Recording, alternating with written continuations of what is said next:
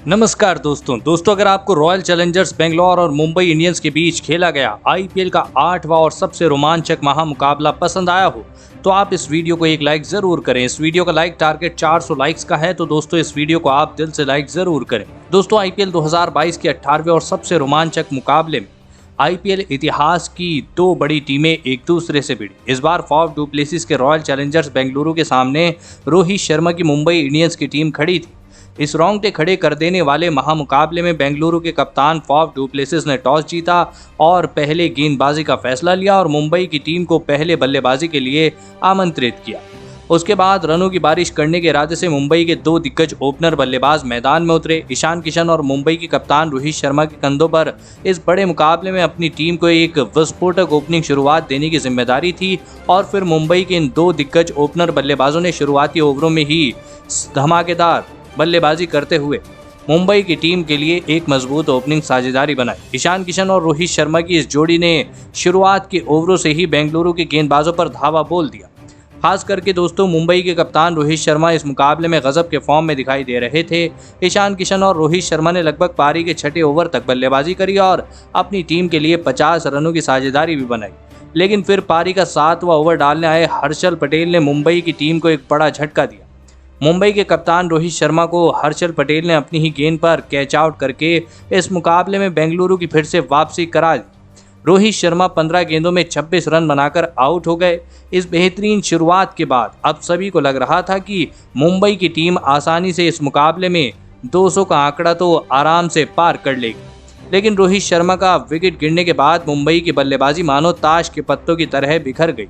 जी हाँ दोस्तों, रोहित शर्मा के बाद बल्लेबाजी करने आए डिवोल्ट ब्रेविस ने थोड़ी देर के लिए ईशान किशन के साथ मिलकर मुंबई की पारी को संभालने की कोशिश करी, लेकिन फिर पारी का 9वां ओवर डालने आए वनिंदु हसरंगा ने ब्रेविस को अपनी इस ओवर की तीसरी ही गेंद पर एलबीडब्ल्यू आउट कर दी।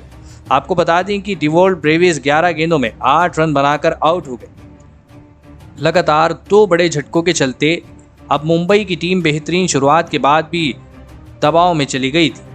ब्रेविस के आउट हो जाने के बाद अब मुंबई के सबसे विस्फोटक और बेहतरीन फॉर्म में चल रहे बल्लेबाज सूर्य कुमार यादव बल्लेबाजी करने मैदान में आए, लेकिन फिर सूर्य कुमार यादव के साथी खिलाड़ी और मुंबई के दूसरे ओपनर बल्लेबाज ईशान किशन को पारी का 10वां ओवर डालने आए आकाशदीप ने मोहम्मद सिराज के हाथों कैच आउट करा दिया। ईशान किशन 28 गेंदों में 26 रन बनाकर आउट हो गए।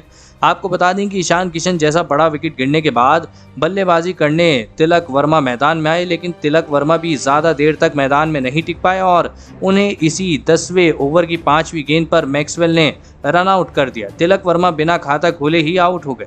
तो वहीं उसके बाद बल्लेबाजी करने आए पोलार्ड का भी यही हाल रहा। पोलार्ड को आते ही उनकी पहली ही गेंद पर वनिंदु हसरंगा ने एलबीडब्ल्यू आउट करके मुंबई की टीम को पूरी तरह बैकफुट पर ढकेल दिया।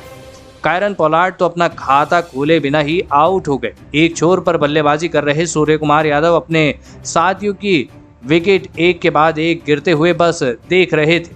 कोई भी मुंबई का बल्लेबाज उनका साथ नहीं निभा पा रहा था। कायरन पोलार्ड के बाद बल्लेबाजी करने रमनदीप सिंह ने थोड़ी देर के लिए सूर्य कुमार यादव के साथ मिलकर मुंबई की पारी को संभालने की कोशिश करी, लेकिन फिर पारी का 14वां ओवर डालने आए हर्षल पटेल ने उन्हें भी दिनेश कार्तिक के हाथों कैच आउट करा दी। रमनदीप सिंह 12 गेंदों में 6 रन बनाकर आउट हो गए। रोहित शर्मा और ईशान किशन द्वारा दी गई बेहतरीन ओपनिंग शुरुआत के बावजूद भी अब मुंबई की टीम 100 रनों के भीतर ही ऑल आउट होती दिखाई दे रही थी। बेंगलुरु के कप्तान से लेकर बेंगलुरु के गेंदबाज अब मुंबई के इस खराब प्रदर्शन पर हंस रहे थे, लेकिन उन्हें ये पता नहीं था कि अभी भी मैदान पर सूर्य कुमार यादव बल्लेबाजी कर रहे थे और फिर सूर्य कुमार यादव ने नए बल्लेबाज जयदेव उनादकत के साथ मिलकर मुंबई की पारी को संभाल लिया और बड़े शॉट खेलना शुरू कर दिए। सूर्य कुमार यादव ने अंतिम ओवरों में ऐसी धमाकेदार बल्लेबाजी करके दिखाई जिससे विरोधी टीम के कप्तान फॉफ डू प्लेसिस के चेहरे का रंग ही उड़ गया। जी हाँ दोस्तों, सूर्य कुमार यादव ने इस मुकाबले में 37 गेंदों में 183 की औसत से 6 छक्के और 5 चौकों की बदौलत 68 रनों की तूफानी पारी खेली। वहीं उनका साथ दे रहे जयदेव उनादकट ने भी 14 गेंदों में 13 रनों की पारी खेलकर एक महत्वपूर्ण साझेदारी मुंबई के लिए बनाई। सूर्य कुमार यादव की इसी बेहतरीन बल्लेबाजी की बदौलत मुंबई की टीम जो 100 रनों के भीतर ऑल आउट होती दिख रही थी, उस टीम ने 151 रनों का एक बड़ा लक्ष्य बेंगलुरु की टीम के आगे रखा।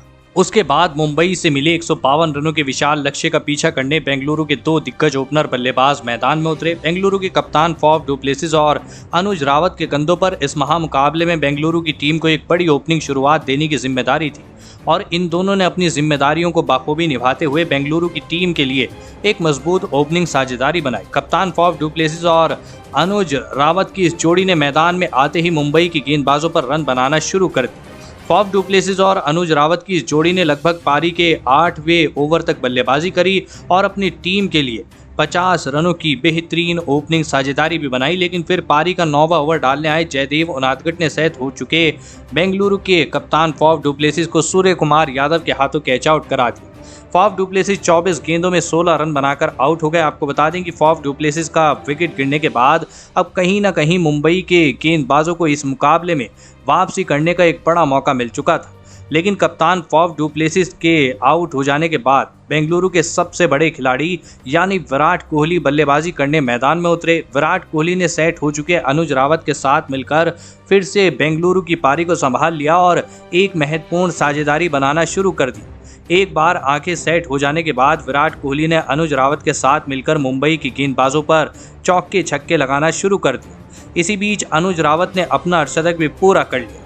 अनुज रावत और विराट कोहली की साझेदारी के चलते अब मुकाबला आखिरी 5 ओवरों में जा फंसा था, जहां पर बेंगलुरु की टीम को जीत के लिए 5 ओवरों में 41 रनों की आवश्यकता थी, लेकिन इस पारी का 16वां ओवर डालने आए पोलार्ड की इस ओवर में विराट कोहली और अनुज रावत बस 11 रन बना पाए, जिसके चलते अब आखिरी 4 ओवरों में बेंगलुरु की टीम को जीत के लिए 30 रनों की आवश्यकता थी, लेकिन इस पारी का 17वां ओवर डालने आए जयदेव उनादकट की इस ओवर में बेंगलुरु के बल्लेबाज 9 रन बना पाए, लेकिन इसके बावजूद इस ओवर में अर्धशतक लगाकर सेट हो चुके अनुज रावत को आपको बता दें कि रमनदीप सिंह ने रन आउट कर दिया। अनुज रावत 47 गेंदों में 66 रन बनाकर आउट हो गए, जिसके चलते अब आखिरी 3 ओवरों में बेंगलुरु की टीम को जीत के लिए 21 रनों की आवश्यकता थी।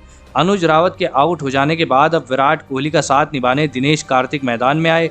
अब इस मुकाबले का 18वां ओवर डालने जसप्रीत बुमराह की इस ओवर में दिनेश कार्तिक और विराट कोहली ने 13 रन निकाल लिए, जिसके चलते अब बेंगलुरु की टीम को जीत के लिए आखिरी 2 ओवरों में 8 रनों की आवश्यकता थी, लेकिन इस 19वें ओवर की पहली गेंद पर गेंदबाजी डालने आए डिवॉल्ड ब्रेविस ने विराट कोहली को LBW आउट कर दिया। विराट कोहली 36 गेंद में 48 रन बनाकर आउट हो गए, लेकिन फिर उनके बाद बल्लेबाजी करने आए ग्लेन मैक्सवेल ने लगातार 2 चौके लगाकर इस रोमांचक मुकाबले में बेंगलुरु की टीम को 7 विकेट से जीत दिला दी।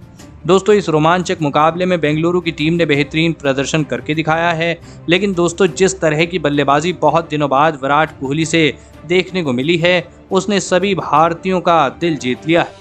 लेकिन दोस्तों, आप विराट कोहली की इस मैच जिताऊ पारी के लिए उन्हें 10 में से कितने अंक देना चाहेंगे? आप नीचे कमेंट करके ज़रूर बताइएगा। धन्यवाद।